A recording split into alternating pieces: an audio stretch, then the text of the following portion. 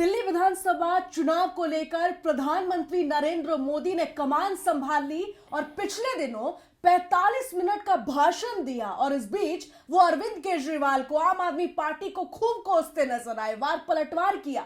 लेकिन इधर आम आदमी पार्टी भी हर रोज नई घोषणाएं कर रही है, नई योजनाओं की बात कर रही है। अगर कांग्रेस दिल्ली की बात करे तो वो भी उम्मीदवारों का ऐलान कर चुकी है और काम तो चल रहा है। लेकिन दिल्ली बीजेपी क्या कर रही है? आखिर वीरेंद्र सचदेवा क्या कर रहे हैं? आखिर दिल्ली बीजेपी का हाल क्या है? इन्हीं सब तमाम मुद्दों पर हमारे साथ बातचीत करने के लिए हमारे प्रधान संपादक सुनील राउत जी हैं। उनका बहुत बहुत स्वागत है जी। क्या कर रही है दिल्ली बीजेपी? नहीं, दिल्ली बीजेपी बहुत कुछ कर रही, प्रेस कॉन्फ्रेंस तो कर ही रही है रोज। तो क्या प्रेस कॉन्फ्रेंस से दिल्ली जीत जाए? मैं वही कह रहा हूं कि आप देखिए कि दिल्ली में बीजेपी का इतना हाल बेहाल है, आप समझ सकते हैं। केंद्र में बड़ी पार्टी नरेंद्र मोदी जी है, अमित शाह जी लगे हुए हैं और नरेंद्र मोदी ने एक सरकारी योजना का शिलान्यास शुभारंभ के मौके पर उन्होंने चुनावी एक तरह से शंखनाद कर दिया है दिल्ली में। खबर है कि 2-3 दिनों बाद फिर एक कोई मेट्रो स्टेशन है, रैपिड मेट्रो स्टेशन, उसके शुभारंभ के मौके पर फिर आएंगे वो। केंद्रीय नेतृत्व अपनी तैयारियों में लगा हुआ है, लेकिन भारतीय जनता पार्टी का दिल्ली स्टेट यूनिट जो है या दिल्ली में बीजेपी क्या कर रही है ये समझ से परे है। कि आम आदमी पार्टी ने तो लगभग सारे उम्मीदवार घोषित कर दिए हैं, योजनाएं ला रही है, ग्राउंड पर काम चल रहा है, रैलियां हो रही है, जगह जगह डोर टू डोर कैंपेन हो रहा है, खुद अरविंद केजरीवाल जा रहे हैं। लेकिन बीजेपी क्या कर रही है? बीजेपी जमीन पर कहीं दिख ही नहीं रही है ग्राउंड पर। और इसका असर यह हो रहा है, जब हमारे रिपोर्टर्स जा रहे हैं, लोगों से पूछ रहे हैं, तो मैक्सिमम लोग आम आदमी पार्टी केजरीवाल, आम आदमी पार्टी केजरीवाल कह रहे हैं। तो कैसे चुनाव जीतेगी बीजेपी दिल्ली में? यह बड़ा सवाल है। क्या ऐसे चुनाव जीतेगी? क्या इन नाकारा नेताओं के भरोसे चुनाव जीता जा सकता है? केंद्रीय नेतृत्व, हाँ, वो उन्होंने ताकत लगा दी अपनी, वो अपना पूरा ताकत, लेकिन क्या केंद्रीय नेतृत्व के बलबूते सिर्फ चुनाव जीता जा सकता है?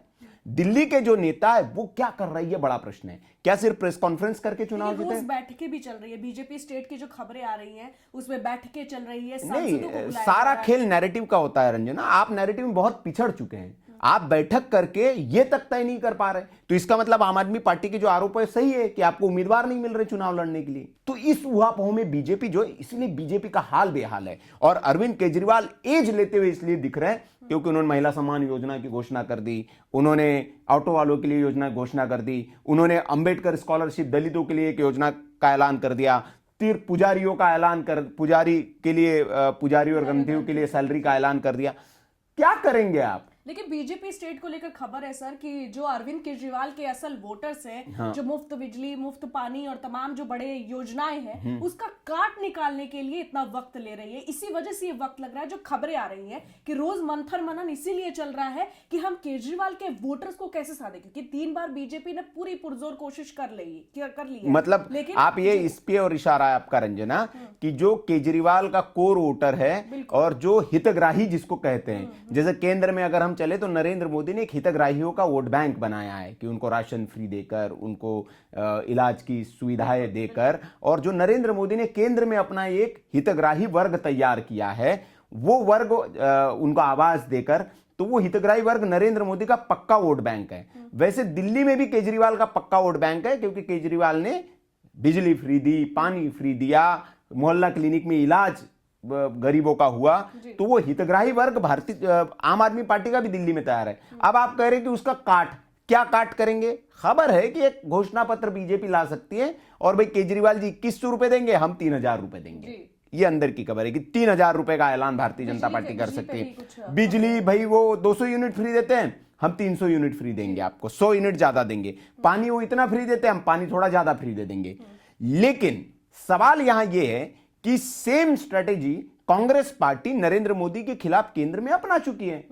महाराष्ट्र में, चाहे मध्य प्रदेश में मामा ने ऐलान किया कि हम 1250 रुपए महीना महिलाओं को देंगे। कांग्रेस पार्टी ने क्या ऐलान किया? हम जीत के आते 1500 देंगे। क्या कांग्रेस पार्टी पर विश्वास किया जनता ने? नहीं। क्यों? क्योंकि भारतीय जनता पार्टी की शिवराज सरकार महिलाओं के खाते में ऑलरेडी 1250 रुपए डाल चुकी थी। सेम महाराष्ट्र में एकनाथ शिंदे की सरकार ने एक ऐलान किया, कांग्रेस ने घोषणा पत्र में कहा कि नहीं जी हम ज्यादा देंगे। किस पर भरोसा किया? कांग्रेस ने तो यहां तक कह दिया था कि न्याय योजना के तहत 8000 रुपए महीना महिलाओं को दिया जाएगा जी। बोला था ना। क्या हुआ भाई? लोगों ने वोट दिए, भाई सत्ता से तो नहीं हटा पाए, कुछ सीटें आपकी जरूर बढ़ गई, लेकिन सत्ता से मोदी को नहीं हटा, क्योंकि जो हितग्राही वर्ग है, जिसके खाते में पैसे आ रहे हैं, किसानों के खाते में महीने में पैसे जा रहे हैं, हर 3 महीने में किस्त जा रही है, बाकी तो वो हितग्राही वर्ग चाहता है कि इनको अगर हम हटा देंगे तो हमारा वो लाभ बंद हो जाएगा। तो केजरीवाल के खिलाफ आप नया घोषणा पत्र लाके नई नई घोषणाएं कर देंगे, लेकिन सवाल यही है कि आपका नेता कौन है। भाई नेता किसी को तो बनाना पड़ेगा ना। नरेंद्र मोदी के चेहरे पर आप कितना चुनाव जीत लेंगे, और कहां कहां चुनाव जीत लेंगे? दिल्ली में मुख्यमंत्री बनाएंगे नरेंद्र मोदी जी को? बिल्कुल नहीं। तो बीजेपी की तो स्ट्रैटेजी रही है कि बिना चेहरे के ही लड़ती है। नहीं, बिना चेहरे के लड़ती है, लेकिन वहां जो टीम होती है आपकी, या जो वहां नेता होते क्षेत्र में, वो अपना एफर्ट पूरा देते हैं, और वहां पे तय होता है कि जैसे मध्य प्रदेश में चुनाव लड़ा, शिवराज सिंह चौहान का नेतृत्व था पहले, और वहां पर जब कहा गया कि शिवराज सिंह चौहान के नेतृत्व में नहीं होगा, लेकिन कोई नेता मिलेगा, वसुंधरा राजे राजस्थान में थी, एक कहा कि नया चेहरा देंगे हम आपको, पहले से वहां नेतृत्व है ना। दिल्ली में पहले का कौन नेतृत्व है? किसको आप रखेंगे?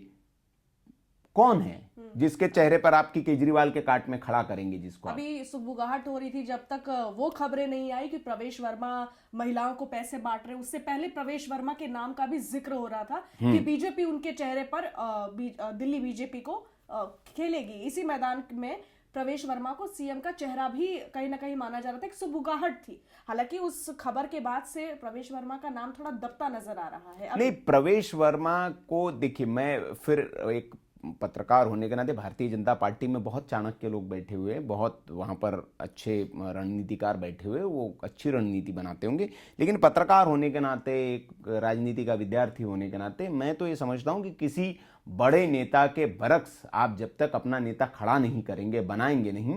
जैसे तमिलनाडु में आप देखिए, अन्नामलाई को बीजेपी वहाँ प्रोजेक्ट कर रही है, वहाँ अन्नामलाई को तैयार किया जा रहा है, एक चेहरा अन्नामलाई बन रहे हैं। ठीक है, आप जिस राज्य में आप नहीं होते, उस राज्य में एक चेहरा तैयार करते हैं आप, और उसके इर्द गिर्द फिर आपकी राजनीति, आपकी पार्टी जो है, आपका नेतृत्व जो है तैयार होता है, आपके काडर को एक भरोसा मिलता है कि हाँ ये हमारा नेता है। तो ऐसे दिल्ली में आपको चुनाव के 2 दिन पहले नहीं होगा, वो आपको 6 महीने, 8 महीने, साल भर पहले उस नेता को तैयार करना चाहिए था। दिल्ली में तो इतने नेता है, हर आदमी को मुख्यमंत्री बनना है। भारतीय जनता पार्टी में मुख्यमंत्रियों की भरमार है भाई, कौन मुख्यमंत्री नहीं बनना चाहता है? लाइन ले लीजिए, सबको मुख्यमंत्री बनना है, नेता किसी को नहीं बनना है। भाई जमीन पर गायब है, कहीं नजर ही नहीं आ रहा है। दिल्ली जो बीजेपी है उसकी तैयारी क्या है, इस पर सवाल है, प्रश्न है। भाई नरेंद्र मोदी या केंद्र का जो नेतृत्व है, अपनी सरकार चलाएंगे, पार्टी चलाएंगे, बाकी राज्यों का देखेंगे, या सिर्फ दिल्ली पर फोकस करेंगे? स्टेट यूनिट भी तो कुछ अपना उसमें एफर्ट लगाएगी। जैसे महाराष्ट्र में आप देखिए, महाराष्ट्र में बीजेपी कैसे सक्रिय रही, भारतीय जनता पार्टी जीती, और उसका श्रेय किसको जाता है? देवेंद्र फडणवीस, स्टेट का एक नेता जिसने हर मोर्चे पर वो आगे रहा। टिकट के बंटवारे के मामले में कांग्रेस का अंतिम दिन तक, जिस दिन तक नामांकन था, टिकट नहीं आ पा रही थी इंडी ब्लॉक की, भारतीय जनता पार्टी ने सारे अपने उम्मीदवार घोषित कर दिए थे। तो आपको पहली लड़ाई जो होती है यही होती है जिसे जीतना होता है। इस मोर्चे पर आप हार गए हैं दिल्ली में, और इसके लिए जिम्मेदार कौन है? State unit. ऑब्वियस है कि आपने तैयारी नहीं की, आपके पास काट नहीं है कि आप 3 बार से जो एक नेता आपको हरा दे रहा है दिल्ली में, पटकनी दे रहा है, उसको आप कैसे हराएंगे? आपके पास काट ही नहीं उस नेता की, वो नैले पे दैले फेंका जा रहा है, और आप रोज नया मंथन कर रहे हैं। अब 8 दिन नया मंथन करेंगे, 9वें दिन फिर कोई नई योजना ले आएंगे, फिर उसका आप वो करिए। लेकिन बीजेपी के बारे में भी ये बात की जाती है कि ये नैरेटिव पेश करने में या नैरेटिव को फैलाने में बहुत फास्ट फॉरवर्ड है। जितनी पार्टियां अब तक राजनीतिक पार्टियां हैं, बीजेपी एक ऐसी है कि जब ये हमला बोलती है तो धड़ाधड़ प्रहार करती है। नहीं, बिल्कुल। देखिए रंजना, नैरेटिव की लड़ाई आप जब मैदान में उतरते हैं तो जनता के बीच में जानी चाहिए। 2 चुनाव हमारे सामने हैं अभी जो हाल फिलहाल में हुए, एक तो महाराष्ट्र का चुनाव और दूसरा हरियाणा का चुनाव। वहां पर जो जीत की वजह हैं, वहां ऑलरेडी आप सत्ता में थे, और वहां पर आपने सत्ता में रहते हुए महाराष्ट्र में कुछ योजनाओं का आपने ऐलान किया, हरियाणा में कुछ आपने कदम उठाए, वहां पर कुछ योजनाओं का ऐलान किया, वहां ऐसी कुछ रणनीति आपने बनाई जिसकी वजह से आप वोटर को साध पाए। विपक्ष के जो रणनीति थी उसको आपने धराशाही कर दिया। लेकिन इसके साथ जिन 2 राज्यों में चुनाव हुआ, जम्मू कश्मीर और झारखंड, वहां आप उलट स्थिति, क्योंकि वहां सत्ता में झारखंड में अगर हम देखें तो वहां पर हेमंत सोरेन थे, उन्होंने भी वही रणनीति अपनाई जो भारतीय जनता पार्टी ने, एक मैया योजना का ऐलान किया, महिलाओं के खाते में पैसे डाल दिए। तो इससे ये संदेश गया महिलाओं के बीच में कि ये तो पैसे डाल ही रही है सरकार। वहां भी भारतीय जनता पार्टी ने जो ऐलान किया था कि हम भैया ज्यादा पैसे देंगे जो दे रहे, लेकिन जनता ने हेमंत सोरेन पर विश्वास किया। तो नैरेटिव तो वहां कम थोड़ी चला, आपने घुसपैठियों की बात की, तमाम तरह के नैरेटिव बनाए, लेकिन झारखंड में आप हार गए। तो नैरेटिव से लड़ाई नहीं लड़ी जाती, नैरेटिव जरूर एक मुद्दा होता है, लेकिन वो जनता के बीच उसके मन में कितना उतार पाने में आप सक्षम होते हैं, ये इंपॉर्टेंट होता है। जम्मू कश्मीर में आपने तो 370 हटा दी थी, जम्मू कश्मीर का आपने कहा कि बहुत विकास कर दिया, हम बहुत खुशहाल माहौल है वहां पे, लेकिन जम्मू कश्मीर की जनता ने फिर भी बीजेपी को नहीं चुना। जो वहां के कारण अलग है, क्योंकि भारतीय जनता पार्टी वहां मजबूत नहीं है, उतनी सीटों पर चुनाव लड़ी नहीं, तो फिर भी जो जम्मू रीजन में जितना बीजेपी को उम्मीद थी वो उतना नहीं कर पाई। तो हर राज्य की अपनी अपनी परिस्थितियां होती हैं, वहाँ के मुद्दे होते हैं, और कश्मीर में भारतीय जनता पार्टी तो वैसे भी पहले से काडर नहीं रहा है, हालांकि अब धीरे धीरे अपना मजबूत कर रही है वो काडर वहाँ पर। तो अगर झारखंड का रंजना हम उदाहरण ले तो झारखंड में देखिए मामा शिवराज और हेमंत बिस्वा शर्मा जो है, जो असम के मुख्यमंत्री हैं, उन्होंने पूरी जी जान लगा दी थी, ग्राउंड पर कितना उन्होंने काम किया, लेकिन फिर भी वो जिता नहीं पाया राज्य में। तो यहाँ पे तो उल्टी स्थिति है, ग्राउंड पर नजर ही नहीं आ रहे कुछ, ना नैरेटिव की लड़ाई आप लड़ रहे हैं, ना ग्राउंड पर नजर आ रहे हैं।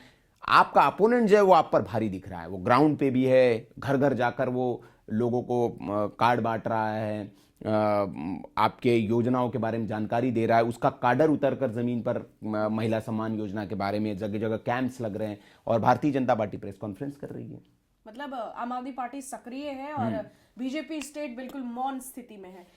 मतलब हाल बेहाल है, समझ नहीं आ रहा है कि क्या करें। मुझे लग रहा है कि ये स्थिति है कि बीजेपी स्टेट यूनिट की कि क्या करे, कुछ समझ नहीं आ रहा है उनको, जबकि दिग्गज लोग हैं, रोज सांसदों का जमावड़ा लगता है, रोज बातचीत होती है। नहीं, बेसिकली क्या है कि सांसद कुछ नहीं कर सकते इसमें, सारा देखिए दारोमदार जो होता है सेनापति, आपका सेनापति कैसे है, सेनापति कौन है इस वक्त दिल्ली बीजेपी में, वीरेंद्र सचदेवा साहब। तो जाहिर सी बात है कोई सांसद बीच में घुस के अपनी रणनीति नहीं बना सकता, वो सब तय होता है पार्टी में कि भैया ये स्टेट कोऑर्डिनेशन कमेटी है, चुनाव इलेक्शन कमेटी है, वो उसका काम वही है, टिकट बंटवारे के लिए अलग कमेटी है, लेकिन एंड ऑफ द जो रिजल्ट है या फाइनल डिसीजन जो है वो सब पार्टी अध्यक्ष का होगा। अब जैसे बीजेपी की एक बात जो खास अभी हमने जिक्र भी किया, आपने कहा कि हेमंत सोरेन क्योंकि झारखंड में थे तो वहां पे क्या हुआ कि उनको पहले से महिलाओं को पहले से मिल रहा था, वो पैसे मिल रहे थे, तो ये इस लालच में आए नहीं क्योंकि हमें मिल ही रहा है। दूसरी तरफ महाराष्ट्र में एक बहुत बड़ा ये आप कहिए कि प्रभाव डाला इस चीज ने, और इस बार अगर देखा जाए तो महिलाओं ने बहुत बढ़ चढ़ के वोट भी किया है। बिल्कुल। अब दिल्ली की बात करते हैं, तो दिल्ली में क्योंकि एक तरफ अरविंद केजरीवाल जो 2100 कह रहे हैं, वो कह रहे हैं, वो दावा है, अभी तक देने की नहीं, उन्होंने एक कैबिनेट नोट लाकर 1000 रुपए की योजना जो है 1100 रुपए या 1000 रुपए जो भी है उसको कैबिनेट से मंजूरी दिलवा दी है, और वो हो गई है अप्रूवल, उसका रजिस्ट्रेशन शुरू हो गया है।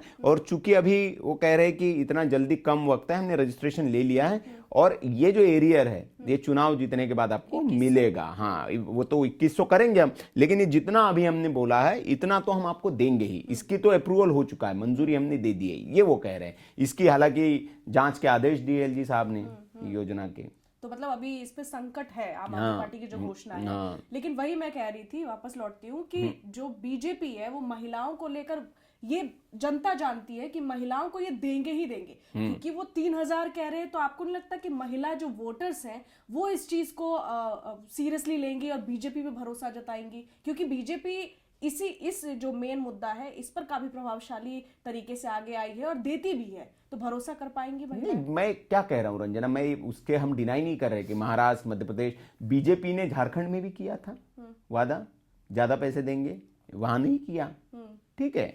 तो हम उदाहरण के तौर पर ले सकते हैं कि कहां की जनता, क्योंकि जो आ रहा है उसको, उस पर वो यकीन करती है कि अभी तो इन्होंने रजिस्ट्रेशन कर लिया, हमारा पैसे आ ही जाएंगे खाते में, ठीक है। और एक है कि हम जीतेंगे तो देंगे। कई लोगों को संशय भी होगा, यार केजरीवाल की तो बड़ी हवा है, जीत पाएगी बीजेपी, नहीं जीत पाएगी, हार गई तो वोट बेकार ना हो जाए, तो वो आप हो, क्योंकि आपको ग्राउंड पर वैसा नैरेटिव भी बनाना होगा ना कि आप मजबूत है, आप मजबूत नहीं और नजर वक्त आ भी रहे। बहुत कम बचा हुआ है। तो ऐसे पहलवान भी आपके पास होने चाहिए फिर, जिनको मैदान में उतारे आप। जी, इससे एक बात तो तय है कि अगर उम्मीदवार हार जाते हैं तो वीरेंद्र सचदेवा सबसे पहले ठिकरा उन्हीं पे फोड़ेंगे कि भाई साहब आपकी गलती की वजह से हुआ है, जबकि अपनी गलती हमें नहीं लगता कि वो देख पाएंगे।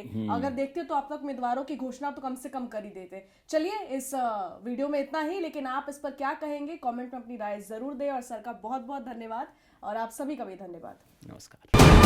वीके न्यूज, राष्ट्र के नाम।